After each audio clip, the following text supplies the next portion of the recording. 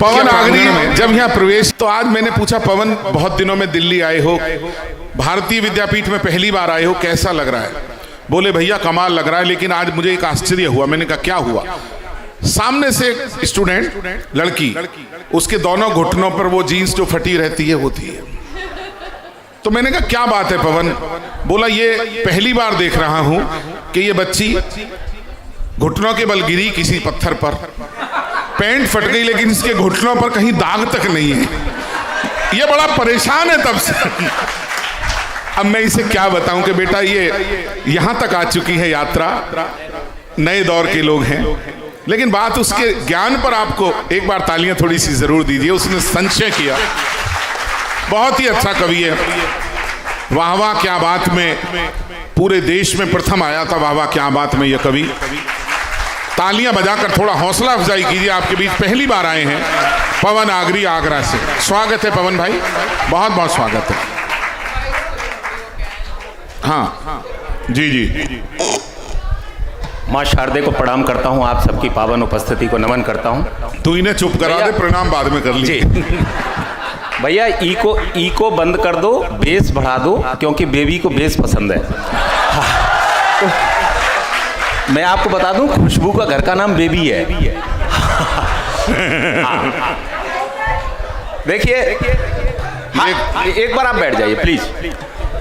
देखिए, दिनेश रघुवंशी जी हमारे बड़े भाई हैं और मुझे ये कहने में कोई गुरेज नहीं है कि मैं आज जो भी कुछ हूं इनकी वजह से हूं। मैं और भी आगे जा सकता था लेकिन उन्होंने जाने नहीं दिया।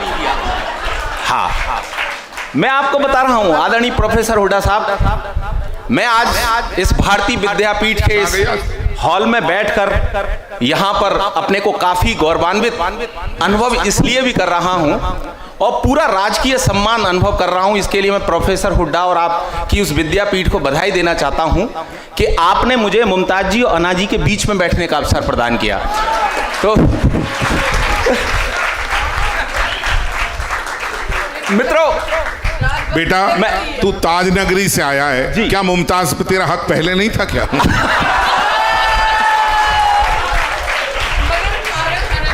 जी। लेकिन याद रखना जी, वहां ताजमहल के अलावा एक पागल खाना भी है। जी हाँ, मुझे पूरी तरह से याद है जब आप ठीक वहीं पर हुए थे, मुझे पता है। हाँ, तो मित्रों मैं बात शुरू करता हूं। देखिए, आनंद का और मस्ती का कवि हूं मैं। ज्यादा देर आपके प्राण नहीं पीऊंगा क्योंकि उसके लिए काफी और लोग भी बुलाए गए हैं। हाँ मैं केवल आपको हंसाने के लिए आया हूं, कुछ पलों तक यहां पर हूं। हाँ बेटा। देखिए, पिछले दिनों मैंने कुछ प्रयोग किए कि पहले क्या था और अब क्या है। मैं देख रहा हूं मेरी नौजवान पीढ़ी यहां पर बैठी है और मैं देख रहा हूं हमारी कुछ भूतपूर्व नौजवान पीढ़ी भी यहां पर बैठी है। मैं बुजुर्गों को भूतपूर्व नौजवान कहता हूं। तो देखिए, मैंने कुछ प्रयोग किए, पहले क्या था और अब क्या है। जैसे पहले किसी लड़के के बारे में यह पता लग जाता था, जब भी कोई सगाई संबंध की बात चलती थी और यह पता लग जाता था कि ये लड़का ड्रिंक करता है, तो लोग आश्चर्य करते थे, हैं ये लड़का ड्रिंक करता है। स्थितियां आज भी वही हैं। आज किसी लड़के के बारे में पता लग जाता लड़का ड्रिंक नहीं करता, तब भी लोग आश्चर्य करते हैं लड़का ड्रिंक नहीं करता।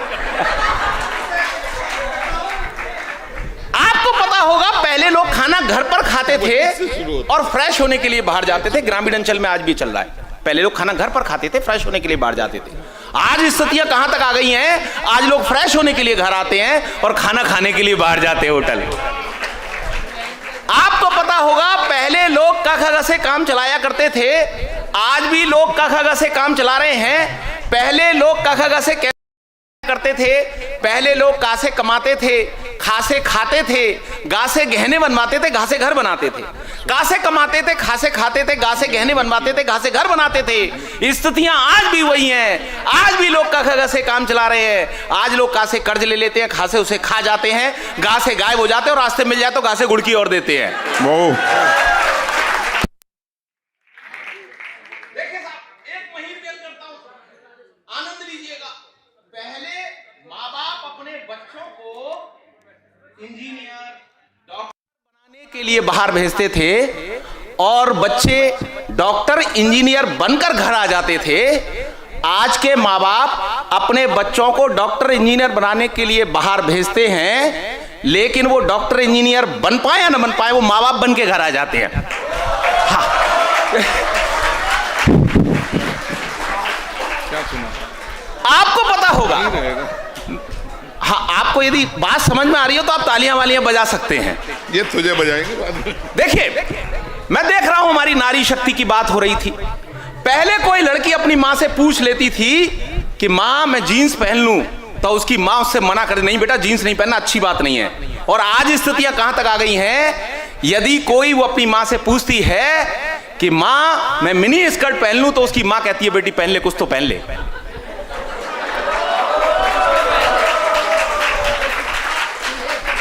देखिए, व्यंग करता हूं और मैं आपको बताना चाहता हूं, मैं पिछले दिनों सर मॉरिशस गया, गर्ल्स हिंदू कॉलेज में। मैं आपको एक बात और बताना चाहता हूं इस मंच पर। देखिए, मेरी बात को ध्यान से सुनिएगा। हमारी मुमताज नसीम जी हैं, अना दहलवी जी, हमारे आदरणीय दिनेश रघुवंशी जी 70 देशों की यात्राएं कर चुके हैं। आप तालियां बजा सकते हैं। पॉपुलर मेरठी जी भी हमारे करीब 80 देशों की यात्राएं कर चुके हैं। मैं देख रहा हूं हमारे बीच खुशबू, ये भी 40 देशों की यात्राएं कर चुकी हैं।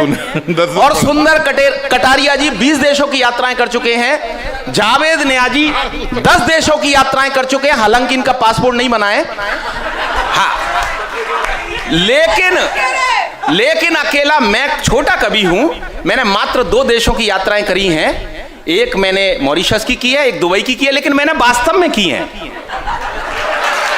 हाँ। तो साहब, मैं मॉरिशस गया, वहां एक गर्ल्स हिंदू कॉलेज है। मुझे एक रचना विशेष पढ़नी थी। मैं आपको बताना चाहता हूं, वहां पर जो हिंदी फिल्में हैं वो काफी लोकप्रिय हैं। तो मैंने उन लड़कियों से पूछा कि आप में से कितने लोग हैं जो माधुरी दीक्षित के नाम से परिचित है। 50% लड़कियों ने अपने हाथ खड़े किए कि माधुरी दीक्षित के नाम से परिचित हैं। फिर मैंने पूछा कि आप में से कितने लोग हैं जो ऐश्वर्या राय के नाम से परिचित हैं। 75% लड़कियों ने अपने हाथ खड़े किए कि हम ऐश्वर्या राय के नाम से परिचित हैं। लेकिन मैं इसे अपने देश का दुर्भाग्य कहूं या सौभाग्य कहूं, जब मैंने फिल्म इंडस्ट्री की एक ऐसी धार्मिक महिला का नाम लिया, मैंने पूछा कि आप में से कितने लोग हैं जो मल्लिका शेरावत के नाम से परिचित हैं, 100% लड़कियों ने अपने हाथ खड़े कर दिए। टीचर्स ने भी अपने हाथ खड़े कर दिए। मैं आपको बताना चाहता हूं, मैंने मल्लिका शेरावत को फिल्म इंडस्ट्री की सबसे धार्मिक महिला क्यों कहा? क्योंकि गीता में भगवान श्री कृष्ण ने कहा है कि यह शरीर नाशवान है। और मुझे लगता है कि मल्लिका जी इस मर्म को बहुत अच्छी तरह समझती हैं कि जब यह शरीर नाशवान है तो इसका जितना उपयोग किया जाए कर लो। मेरी एक रचना पिछले दिनों बाबा के मुकाबले में, जिससे मैंने उस मुकाबले को जीता, मैं उस रचना को पढ़ना चाहता हूं। मुझे फिल्म फना और रंग दे बसंती के गीतकार थे प्रसून जोशी जी। उन्होंने एक टॉपिक दिया, बॉलीवुड, पौराणिक संदर्भ उठा। एक बार बैठ सकते हैं क्या प्लीज? आप एक बार बैठ लीजिए, बस मैं उस अंतिम रचना को पढ़ रहा हूं जिससे मेरे पूरे देश में पहचान बनी। बेटा एक मिनट जी, जो इधर हमारे विद्यार्थी खड़े हैं, बेटा एक मिनट सामने आ जाओ, ये कुर्सी ये खाली है। हमारे जो एकेडमिक स्टाफ है, प्रोफेसर हैं, प्लीज रिक्वेस्ट कर लीजिए इन बच्चों से एक बार, प्लीज एक बार। मैम ये सामने कुर्सियां खाली, इधर कोई क्यों नहीं आता? इधर कोई भी नहीं आता, आइए। हाँ ये तो है।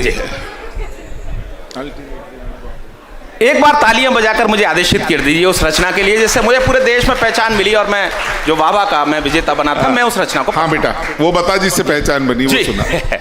कि एक धार्मिक सीरियल के निर्माता ने एक बड़ा काम किया। उसने अपने महाभारत सीरियल में द्रौपदी के रोल में मल्लिका शेरावत को लिया। महाराजा धृतराष्ट्र के शाही दरबार का दृश्य था, बड़ा ही मनोरम परिदृश्य था। सारे दरबारी अपनी आंखें सेक रहे थे, लेकिन भीष्म पितामह इस आधुनिक द्रौपदी के कम कपड़ों को देखकर अंदर तक झेप रहे थे। उस दिन शर्म, लाज और हया की छुट्टी थी। अच्छा हुआ महारानी गांधारी की आंखों पर पट्टी थी।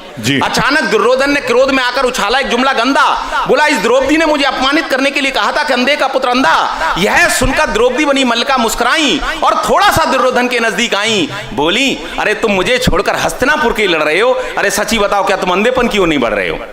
यह सुनकर दुर्योधन ने दुशासन को आदेश दिया, बोले भाई ये काम करो, इस द्रौपदी का चीरहरण कर से सार्वजनिक रूप से बदनाम करो। तो दुशासन ने द्रौपदी बनी मल्लिका का ऊपर से नीचे तक सिंहावलोकन किया, तत्पश्चात अपना निर्णय दिया। दोनों हाथ जोड़कर बोला हे माते कहां से शुरू करूं समझ में नहीं आ रहा है। अरे मुझे तो आपके शरीर पर चीरी नजर नहीं आ रहा है। बहुत अच्छे। यह सुनकर द्रौपदी ने अपने तेवर जता दिए और दुशासन की कमीज के 2 बटन तोड़कर उसके हाथ में थमा दिए। यह देखकर पांडवों तक में मच गई खलबली। बोले यार, इससे तो अपनी अज्ञातवास की जिंदगी भली, अरे इसने तो हमारी सोई हुई आत्मा जगा दी, अरे ये द्रौपदी तो हमने गलत दाव पे लगा दी। थोड़ी ही देर में दुशासन द्रौपदी के सैंडल की हील हो गया और सारा वातावरण चीर हरण के बजाय कमीज हरण में तब्दील हो गया। उसको बचाने के लिए भगवान श्री कृष्ण भी नहीं आए। यह देखकर हमारे मन में यह विचार आए कि इस देश में अबलाओं का चीर हरण करने वालों का यही हश्र होना चाहिए। वे मल्लिका की तरह तन पर कपड़े कम पहने या ज्यादा, पर हर नारी के मन में दुराचारियों को सबक सिखाने का लक्ष्य होना चाहिए।